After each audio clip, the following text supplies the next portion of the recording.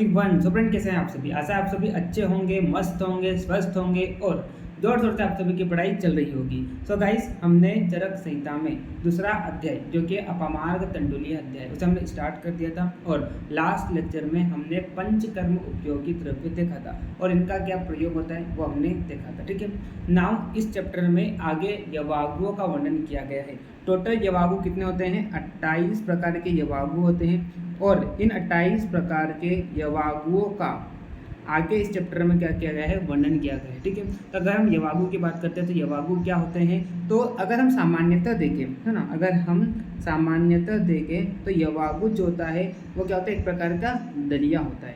क्या होता है? दलिया। दलिया आपने सुना होगा, है ना, पानी में उबाल कर। दलिया क्या होता है? पानी में उबालकर जो गेहूँ हो गया, है ना, गेहूँ, है ना, या तो आप जौ बोल दो या तो आप चावल बोल दो, मतलब पानी में उबालकर जो धान तैयार किया तो हम क्या कहते हैं? यवागु कहते हैं। ठीक है, लेकिन यहाँ पर इस चैप्टर में जो हम यवागु का वर्णन करेंगे, इस चैप्टर में जो हम यवागु का वर्णन करेंगे वो किसके यवागु है? औसत को पकाते हैं। यहाँ पर क्या करते हैं? औसत को पानी में उबालते हैं, है ना, तो औसत को पकाकर तैयार किया गया यवागु का हम क्या करेंगे? इस चैप्टर में वर्णन करेंगे। ठीक है, और यवागु जो होते हैं वो कई प्रकार के हो सकते हैं। अगर मैं यवागु की बात करूं तो यवागु को मान के रूप में भी हो सकता है ना, पेया के रूप में भी हो सकता है, विलेपी के रूप में भी हो सकता है। ठीक है, अगर हम मान की बात करते हैं इसमें क्या होता है? पानी पानी जैसा होता है, थोड़ा ज़्यादा पानी होता है। आपने देखा होगा अगर आप चावल को उबालते हैं तो ऊपर जो सफ़ेद सफ़ेद जो पतला सा लेयर बन जाती है या पतली सी पानी की लेयर होती है, उसे हम क्या कहते हैं? मांड करते हैं। ठीक है, अगर हम पेया की बात करें ये क्या होगा? थोड़ा मांड से थोड़ा गाढ़ा होगा। विलेपी की बात करते हैं थोड़ा और ज़्यादा गाढ़ा होगा। ठीक है, तो ये जो औसत को पकाकर तैयार किया जाता है उसे हम क्या कहते हैं? यवागु कहते हैं। यवागु कितने होते हैं? 28 प्रकार के होते हैं। ठीक है, अब सवाल ये उठता है कि ये यवागु किस काम आते हैं? ठीक है, तो देखिए यवागु किस काम में आते हैं। जब हम क्या करते हैं? पंचकर्म करते हैं, तो पंचकर्म करने के तुरंत बाद क्या होता है? हमारा शरीर जो होता है क्या होता है? हिल जाता है। अगर आप क्या करते हैं? शरीर पर वमन, विरेचन इस तरह की प्रक्रिया करते हैं तो उसके बाद क्या होता है? शरीर क्या होता है? हिल जाता है। और ऐसा बोला गया है कि पंचकर्म करने के बाद अगर मान लो सम्यक प्रकार से योग नहीं रहा पंचकर्म का, तो क्या हो जाएगा? आपकी जो पाचक अग्नि जो होती है वो क्या पड़ जाती है? मंद पड़ जाती है। ठीक है, और आपका जो वात है वो भी क्या होता है? वात दोष जो होते हैं तो प्रतिकूल हो जाते हैं। तो यहाँ पर क्या हो जाएगा कि आपकी एक तो क्या होता है कि अग्नि मंद हो गई है। ठीक है, इसके अलावा यहाँ पर आपको कई सारे रोग हो जाते हैं, जैसे बात करते हैं अतिसार हो गया, है ना, ज्वर हो गया, तो ऐसे किसी कंडीशन में क्या होते हैं? रोग हो जाते हैं। तो आपको ऐसा बोला गया है कि पंचकर्म करने के बाद आपको किसका सेवन करना है? यवागुओं का सेवन करना है। ठीक है, और ऐसा भी बोला गया है कि जैसे कि आपको पता है कि जब आप क्या करते हैं? बहुत समय तक जब आप करते हैं उपवास करते हैं, मान लो 8 से 10 दिन तक आपने क्या करा? उपवास रखा, तो उपवास जब आप छोड़ते हैं तो जो उपवास छोड़ता है वो क्या करता है? सबसे पहले हल्का भोजन लेता है। जैसे बात करते हैं मूंग की दाल हो गई, जो क्या करे? आसानी से पच जाए। ठीक है, क्योंकि आपकी जो पाचक अग्नि क्या होती है? पहले से ही मंद रहती है। अगर आप भारी भोजन खा लोगे उपवास करने के बाद भी क्या होता है? पाचक अग्नि मंद हो जाती है। ठीक है, तो वैसे ही पंचकर्म करने के बाद क्या होता है? आपकी जो पाचक अग्नि वो क्या होती है? मंद हो जाती है। तो अगर आप एकदम से भारी खाना खाओगे या जो आपके व्यवहार में जो खाना होता है जो आप डेली खाते रहते हैं वैसा अगर आप भोजन करोगे तो क्या हो जाएगा? उस भोजन को पचा नहीं पाएगी। तो उसको जो मंद हुई पाचक अग्नि है उसको अगर तीक्ष्ण करना है वापस, ठीक है, तो आपको फिर क्या करना पड़ेगा? इन यवागुओं का सेवन करना पड़ेगा। तो ये यवागु क्या करेंगे? वो जो मंद हुई पाचक अग्नि है उसको वापस क्या कर देंगे? वो प्रदीप्त कर देंगे। इसके अलावा अगर मान लो अतिसार हो रहा है या ज्वर हो रहा है, मतलब कोई रोग हो रहे हैं, तो उसको भी क्या कर देंगे? ये यवागु दूर कर देंगे। तो पंचकर्म करने के बाद, ठीक है, पंचकर्म करने के बाद यवागुओं का सेवन का वर्णन या पेया या मान ये सब चीज़ें सेवन करने का निर्देश शास्त्रों में दिया गया है। ठीक है, तो आज हम यही यवागु है जो कि 28 प्रकार के यहाँ पर वर्णन किए गए, तो उन 28 प्रकार के यवागुओं का हम यहाँ पर क्या करेंगे? वर्णन करेंगे। ठीक है, और इसके अलावा हम यहाँ पर इसके पहले मैं आपको बता दूंगा कि ये जो यवागु है वो कैसे प्रिपेयर किए जाते हैं, तो उसकी भी मैं आपको विधि बताऊंगा। ठीक है, तो चलिए टाइम को ज़्यादा वेस्ट न करते हुए हम हमारे टॉपिक पर आगे बढ़ते हैं। तो मैंने आपको क्या बोला, अभी आपको समझ में आ गया होगा यवागु क्या होते हैं। तो जो धान को पकाकर जो धान के साथ यहाँ पर क्या करते हैं? औषधि को पकाते हैं, तो उससे जो बनाया गया जो क्या होता है, या तो मांड हो गया या पेया हो गया, जिलेबी हो गया, तो उसे हम क्या कहते हैं, यवागु कहते हैं। ठीक है, यवागु कब यूज़ किया जाता है, पंचकर्म के पश्चात, यानी कि पंचकर्म करने के बाद किसका उपयोग किया जाता है, यवागुओं का उपयोग किया जाता है। ठीक है, तो चलिए टाइम को ज़्यादा वेस्ट न करते हुए हम हमारे टॉपिक पर आगे बढ़ते हैं। ठीक, उससे पहले मैं थोड़ा सा इसको एयरप्लेन मोड में डाल देता हूँ, वरना अगर मान लो किसी का फ़ोन आ गया तो मेहनत बर्बाद हो जाएगी। ठीक है, चलिए तो हम क्या पढ़ने वाले हैं आज, यवागु को देखेंगे। ठीक है, उससे पहले जो लोग यूट्यूब पर लेक्चर देख रहे हैं उन्हें भी बता दूं कि हमारी रेगुलर क्लासेस जो होती है एप्लीकेशन में होती है। एप्लीकेशन में आपको डेली लेक्चर मिलता है। ठीक है, लेक्चर के आपको नोट्स मिल जाएंगे PDF फॉर्मेट में। ठीक है, तो आपको क्या होगा, इधर उधर भागना नहीं पड़ेगा। आपको एक जगह पर जो भी आपको पढ़ना है, जो भी सब्जेक्ट पढ़ना है, उस पर आपको क्लिक करना है, आपको वहाँ पर वीडियो लेक्चर मिल जाएगा, उसी के साथ आपको वहाँ पर क्या मिल जाएगा, नोट्स मिल जाएगा। ठीक है, इसके अलावा अगर आपको कोई डाउट हो तो आप मेरे से पर्सनल व्हाट्सएप पर पूछ भी सकते हैं, तो इसका भी आपको वहाँ पर बेनिफिट मिलेगा। ठीक है, तो जिन लोगों ने अगर हमारे एप्लीकेशन को डाउनलोड नहीं किया है तो उसका लिंक इस वीडियो के डिस्क्रिप्शन में आपको दे रखा है, या तो आप हमारी वेबसाइट www.ayurvedavins.com उसे भी आप विजिट कीजिए, तो वहाँ पर भी आपको कोर्स मिल जाएगा। ठीक है, वहाँ पर मैंने फ्री कंटेंट अपलोड कर रखा है, तो आप फ्री कंटेंट को देखिए, जिससे आपको आइडिया हो जाएगा कि हमारे यहाँ पर कैसे क्लासेस होती है। ठीक है, तो जिन लोगों ने डाउनलोड नहीं किया है, लिंक दिया गया है, वेबसाइट का लिंक भी दिया गया है, तो आप चेक कर सकते हैं। ठीक, चलिए तो थोड़ा सा प्रमोशन करने के बाद हम हमारे टॉपिक पर आगे बढ़ते हैं।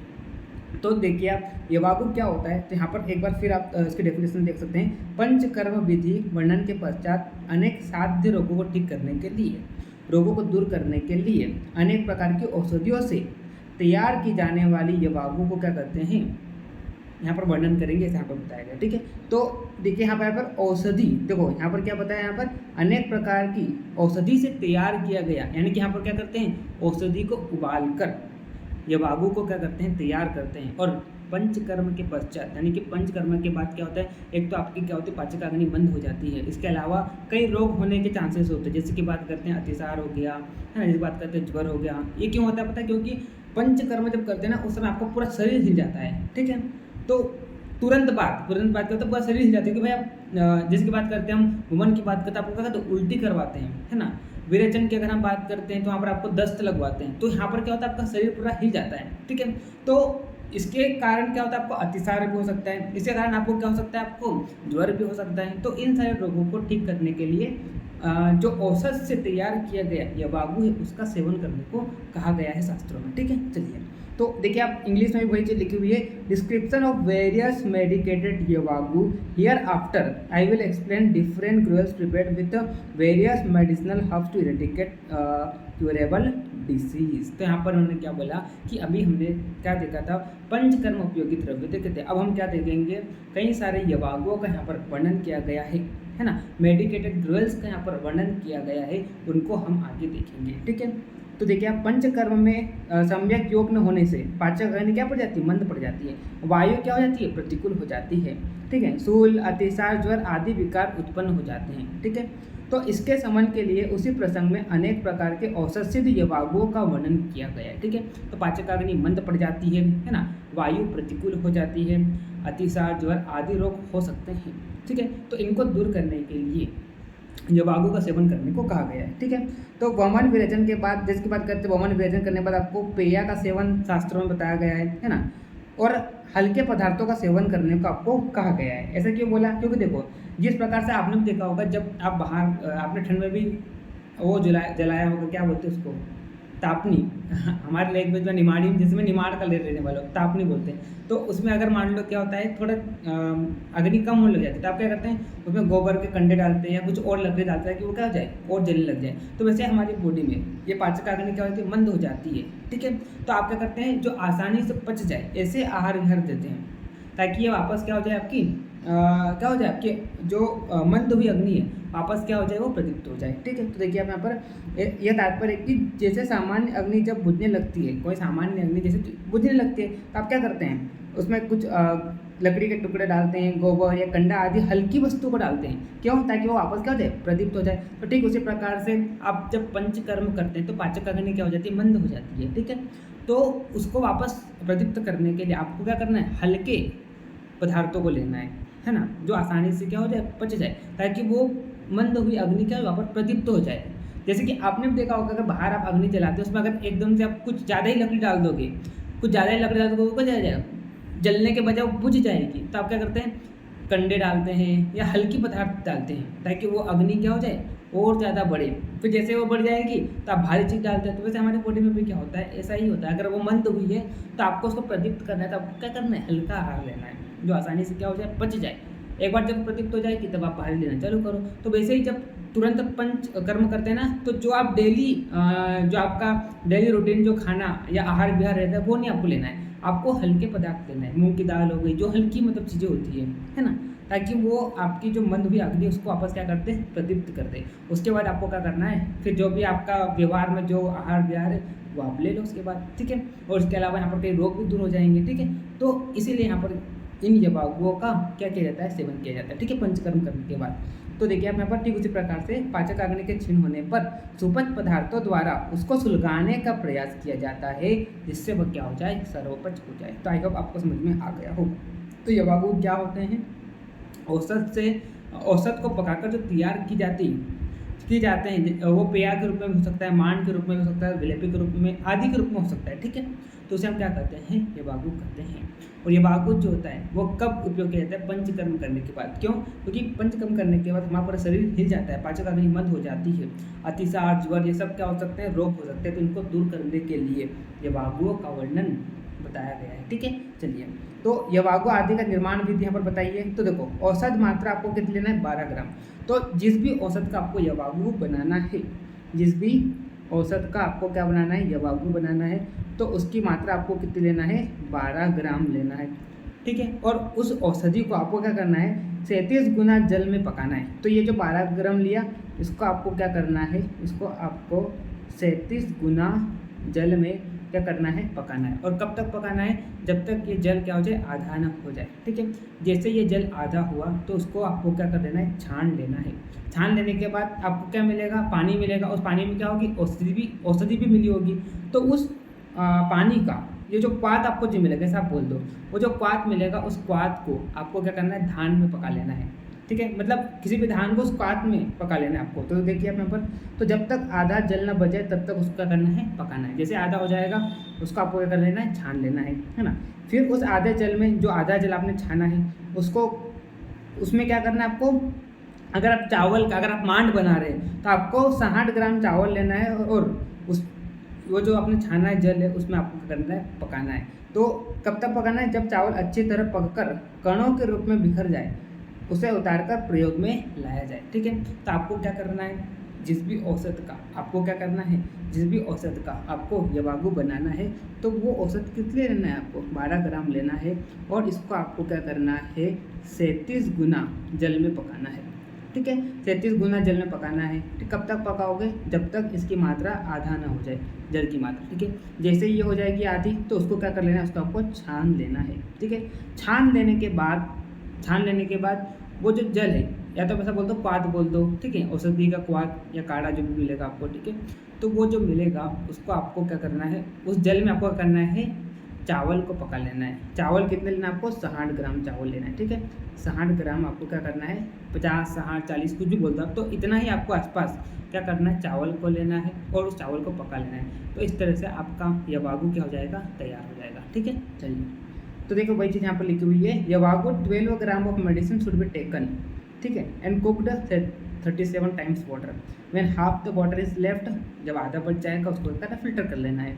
देन 5 तोला यानी कि 40 ग्राम, 40 मान लो, 50, 60, इसके आसपास आपको करना है, चावल लेना है, राइस लेना है, to that half of water and cook it. When rice is cooked well and disintegrate into particles, it should be removed and used, ठीक है।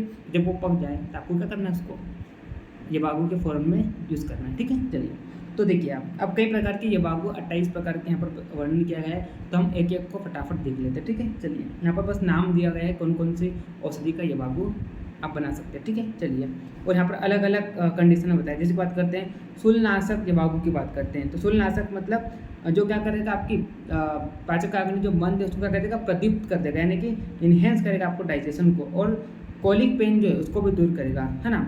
शूलनाशक मतलब शूल मतलब क्या होता है, जो कोलिक पेन है उसको भी क्या करेगा, ये दूर करेगा। तो अगर आपको शूलनाशक येबागु बनाना है तो उसके लिए आप किसका उपयोग कर सकते हैं, पंचकोल। पंचकोल में क्या आ जाएगा, पिपली आ जाएगा, पिपली मूल, चव्य, चित्रक मूल और नागर जिसको सोड़ बोलते हैं। तो ये जो है, ये आपको जो दिखाई दे रही है सब औषधि, ये सब क्या है, शूलनाशक येबागु है। मतलब अगर आपको इन सब का, अगर आपको शूलनाशक येबागु बनाना है तो आपको क्या करना है, इनमें से कोई एक औषधि लेना है। कितने लेना है, अभी मैंने आपको बताया 12 ग्राम आप लो, है ना।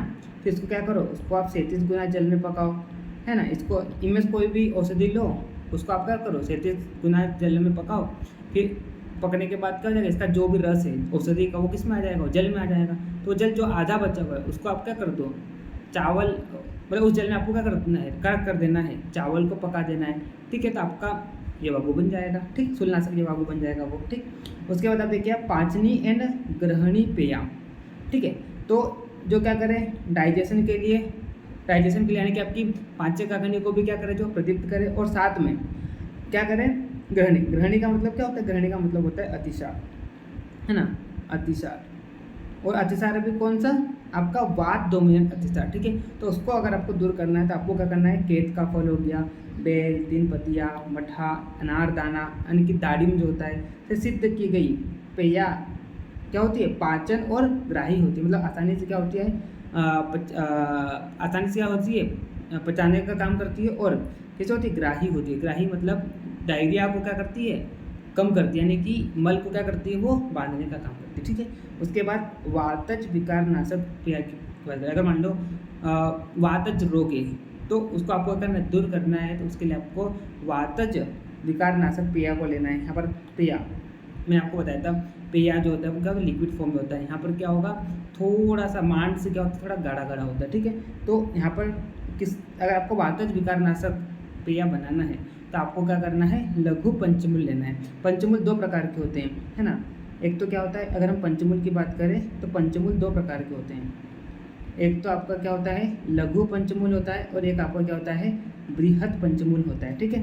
तो लघु पंचमूल की बात करते हैं, छोटी कटेरी, बड़ी कटेरी, है ना, सरीवन, पिटवन, गोखरू से सिद्ध की गई पेय का प्रयोग क्या होता है, लाभदायक होता है, किसमें, वातज विकार नाशक में, ठीक है। उसके बाद हम बात करते हैं अगला क्या हो जाएगा, पित्त श्लेष्म अतिसार नाशक पेय, यानी कि पित्त के बढ़ जाने से या श्लेष्मा के बढ़ जाने से, ठीक है, जो अतिसार होता है उसको नाश करने के लिए आप किसका यूज़ कर सकते हैं, सरीवन का, बला, है ना, बेल, पिटवन से सिद्ध की हुई और अनार के रस से खट्टी हुई पेय जो होती है क्या होती है, उपयोगदायी होती है, ठीक है।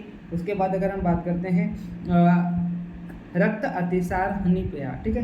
तो अगर अतिसार मतलब क्या होता है, मान लो आपको क्या हुआ, दस्त लगे हुए हैं और दस्त के साथ साथ क्या आ रहा है, खून आ रहा है, यानी कि रक्त आ रहा है, ठीक है। तो उसको दूर करने के लिए आप किसका बना हुआ आप पेय ले सकते हैं। तो बकरी के दूध में आपको क्या करना है, आधा पानी मिलाना है। तो बकरी का दूध लेना है और जितना दूध है उतना आपको करना है, उसमें पानी मिलाना है।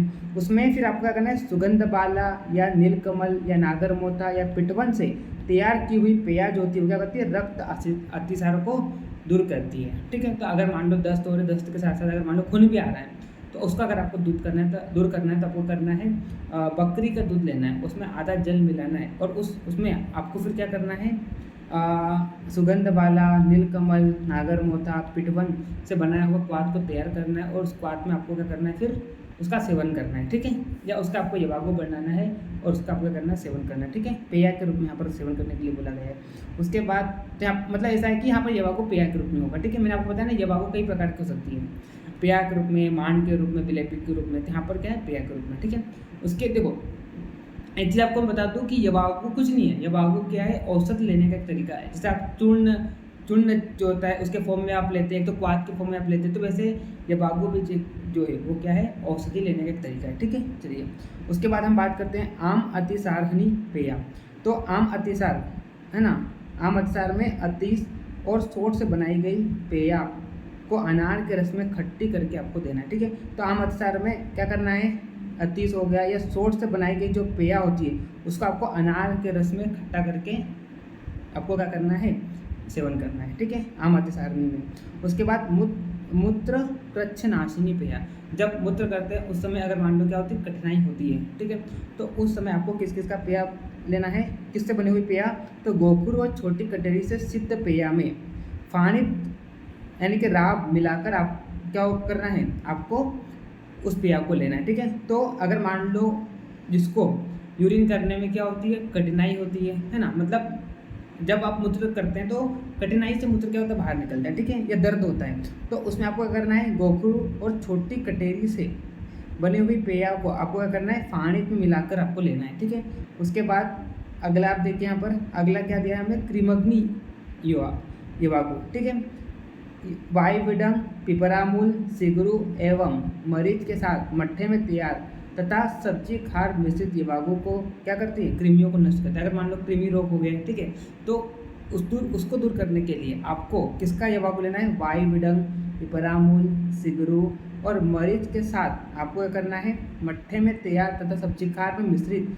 युवागु का आपको क्या करना है, सेवन करना है, जो क्या करेगा, कृमियों को नष्ट कर देगा। ठीक है, अगर आपको कृमि रोग हो गए तो उन कृमियों को नष्ट कर देगा अगर आप इसका युवागु लेते हैं। ठीक है, उसके बाद हम बात करते हैं तृष्णानाशक युवागु, है ना, यानी कि आपको अगर मान लो बार बार प्यास लग रही है तो आपको प्यास को बुझाना है, तो उसके लिए आपको कौन सा युवागु लेना है, तो देखिए मुनक्का, है ना, सरीवा, उसके बाद धान का लावा, पिपली, नागरमोता से सिद्ध युवागु में आपको क्या करना है, उसको पहले ठंडा करना है, ठंडा करने के बाद उसमें मधु डालकर उसका सेवन करना है, तो वो क्या करेगा, आपकी प्यास को दूर कर देगा। अगर आपको बार बार प्यास आती है तो उसको क्या कर देगा, वो शांत कर देगा। ठीक है, उसके बाद विषअग्नि युवागु, है ना, तो सोमराजी से सिद्ध हुई युवागु क्या होती है, विषनाशक होती है। ठीक, उसके बाद हम बात करते हैं कृषतानाशक युवागु की हम बात करते हैं। तो बुने हुए गवेदुक में आएगा यहाँ पर, गवेदुक में बनाई हुई युवागु मधु डालकर पानी से शरीर को क्या करता है, दुर्बलता से दूर करता है। ठीक है, तो अगर मान लो आपको दुर्बलता हो रही है तो आपको क्या करना है, बुने हुए गवेदुक मतलब क्या होता है, पोर्क, यानी कि सुअर का मांस, है ना, सुअर का जो मांस होता है, तो उसमें आपको करना है, युवागु को बनाना है उससे, है ना, और उसमें मधु डालकर पीने से क्या होता है, आपकी जो कृशता होती है, यानी कि दुर्बलता होती है, वो क्या होती है, दूर होती है। उसके बाद स्नेहनार्थ युवागु, स्नेहनार्थ मतलब जो क्या करेगा, चिकनाहट को पैदा करेगा। ठीक है, तो अधिक तिल और घृत युक्त नमक के साथ तैयार की युवागु स्नेहन करने वाली होती है, मतलब चिकनाहट को पैदा करती है। ठीक है, शरीर में। उसके बाद स्नेहनार्थ, अच्छा ये तो सेम हो गया। फिर रुक्षणार्थ, यानी कि अगर आपको रुक्षता बढ़ाना है तो आपको कुश की जड़ और आंवले के क्वाथ में सावा का चावल डालकर पकाई गई युवागु क्या करती है, शरीर में रुक्षता को दूर करती है। उसके बाद देखो एकदम आसान है, यहाँ पर बस नाम दिए गए युवागुओं के बस। ठीक है, जो आपको याद करना है कि जैसे कि मान लें हिक्का, कास और श्वासनाशक युवागु अगर आपको बनाना है तो आपको कौन कौन सी औषधि का प्रयोग करना पड़ेगा, तो 10 मूल, मैंने आपको बताया था ना, 10 मूल जो होते हैं वो 2 प्रकार के होते हैं। तो एक तो क्या हो जाएगा आपका लघु, दूसरा क्या हो जाएगा बृहद। तो यहाँ पर दोनों लघु भी लिए गए और बृहद भी लिए गए। तो क्या क्या लिया गया, देखिए सरीवन, पिटवन, बृहति, कंटकारी, गोखरू, बेल, गंभारी, अग्निमत, बाढ़ल, है ना, और स्योनक, ये सब क्या होता है, 10 मूल से पकाई गई युवागु जो होती है क्या करती है, खांसी, श्वास और हिचकी और कफज विकारों को दूर करती है। ठीक है, तो अगर आपको हिचकी आ रही है, अगर आपको खांसी हो रही है, ठीक है, या कोई कफज विकार है, तो उसको अगर आपको दूर करना है तो किससे बनी हुई युवागु का लेंगे, तो यहाँ पर आपको दिया गया 10 मूल का। ठीक है, चलिए उसके बाद पक्वासे सुलनाशक युवागु की बात करते हैं।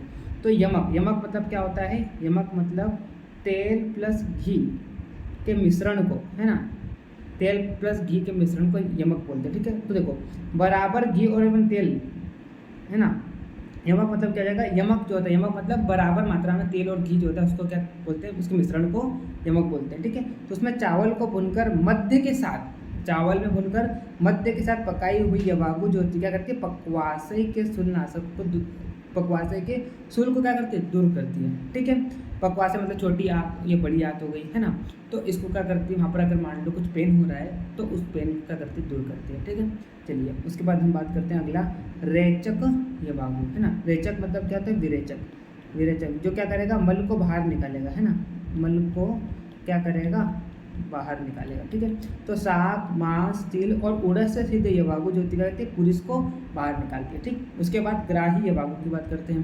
तो जामुन, ग्राही मतलब जो मल को क्या करे, एकदम बांधने का काम करे। तो अगर मान लो आपको लिक्विडिटी ज़्यादा है मल में, तो उसको अगर आपको करना है ग्राही बनाना है, उसको क्या करना है, आपको बांध कर रखना है। तो उसके लिए आपको क्या करना है, फिर किससे बनी हुई यवागु, तो जामुन की गुठली हो गई है ना, आम, खट्टे केत का गुदा एवं बिल्लव से विधिवत बनाई गई यवागु जो होती क्या करती है, मल को बांधने का काम करती है। ठीक है, उसके बाद आप देखिए यहाँ पर भेदनी यवागु। ठीक है, तो मल को भेदन जो करेगी है ना, तो देखिए यहाँ पर यवक्षार, चित्रक, हिंगू एवं अम्लबे से सिद्ध की हुई यवागु मल का क्या करती है, भेदन करती है। ठीक है, उसके बाद वातानुलोमनी यवागु, मतलब वात का क्या करें, वात का अनुलोमन करें, वात का क्या करें, जो अनुलोमन करें।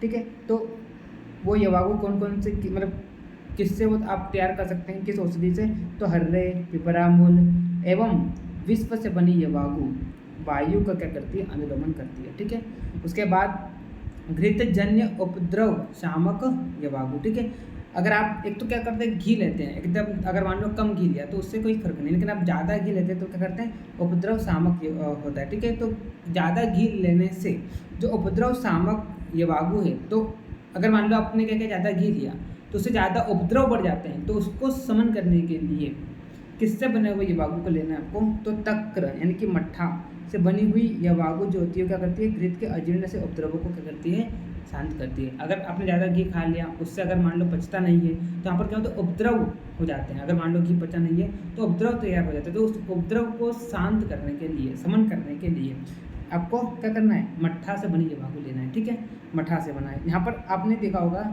राजस्थान में बहुत ये प्रचलित है ये चीज़, जैसे कि बाजरा जो होता है ना, बाजरा जो होता है उसको क्या करते हैं, उसको मट्ठे में, उसको क्या करते हैं, मट्ठे में पकाते हैं। मतलब बाजरा लिया, बाजरा में ये सॉरी मट्ठा लिया, मट्ठा में बाजरा डाला और ऐसा करके उसको गर्म करते, पकाते हैं, गर्म करते जाते हैं। और कब तक गर्म करते हैं, तो क्या जाए, गाढ़ा ना बन जाए। ठीक है, और उसका फिर सेवन करते हैं। जब ये ठंडी हो जाती है तो और भी अच्छी लगती है मतलब। ठीक है, तो वो क्या करेगी, अगर आपने ज़्यादा घी खा लिया और घी पचा नहीं, ठीक है, तो उससे क्या हो जाएंगे, कुछ उपद्रव पैदा होंगे, तो उन उपद्रव को शांत कर देगा। तो मट्ठे से बने हुए यवागु का आपको क्या करना है, सेवन करना है। ठीक है, उसके बाद तेल व्यापक शामक यवागु, अगर आपने ज़्यादा तेल खा लिया, अगर वो पचा नहीं तो उससे क्या होंगे, कोई उपद्रव पैदा होंगे, तो उनको अगर मान लो क्या करना है, सेवन करना है, तो आपको क्या करना है, तेल व्यापक शामक यवागु का लेना है, जो किससे बना होता है, तक्र और तिल की खली। तिल जो बनती है तो उसमें जो उसका जो मटेरियल बन जाता है, मतलब तिल का जो तेल बनाते हैं तो जो उसकी खली निकलती है ना, तो मट्ठा और तिल की खली से सिद्ध की गई यवागु जो होती है वो क्या करती है, तेल के अजीर्ण से उत्पन्न उपद्रवों को क्या करती है, शांत करती है। ठीक है, तो जब क्या करते हैं, तिल्ली का जब तेल निकालते हैं है ना, तो उसकी जो खली बच जाती है तो उसको और साथ में मट्ठा, इन दोनों से तैयार की गई यवागु जो होती है क्या करती है, तेल अजीर्ण के कारण जो उपद्रव पैदा होते हैं तो उन उपद्रव को क्या करती है, शांत करती है। ठीक है, चलिए उसके बाद अगला हम बात करते हैं विषम ज्वरग्नि यवागु। तो गऊ के मांस रस से सिद्ध की गई और खट्टे अनार के रस से खट्टी की गई यवागु जो होती करती है, विषम ज्वर को नष्ट करती है। ठीक है, उसके बाद कंठ रोग नाशक यवागु है ना, तो जौ को घी तेल के सम्मिश्रण में भुनकर पिपली तथा आंवले के साथ पकाई हुई यवागु जो क्या करती है, कंठ के रोगों को शांत करती है। तो क्या, जौ जो है उसको क्या करना है, घी तेल के सम्मिश्रण में भुनकर आपको क्या करना है, पिपली तथा आंवले के साथ उसको लेना है, तो क्या करेगी, कंठ के रोगों को शांत करेगी। उसके बाद अगला दिया है यहाँ पर शिश्न पीड़ा शामक यवागु। तो मुर्गे के मांस रस से बनाई हुई यवागु जो होती है तो वीर्य मार्ग को क्या करती है, वीर्य मार्ग की पीड़ा को दूर करती है। ठीक है, उसके बाद वाजीकरण यवागु है, अगर मान लो वाजीकरण की प्रॉब्लम है तो उड़द की दाल लेना है ना,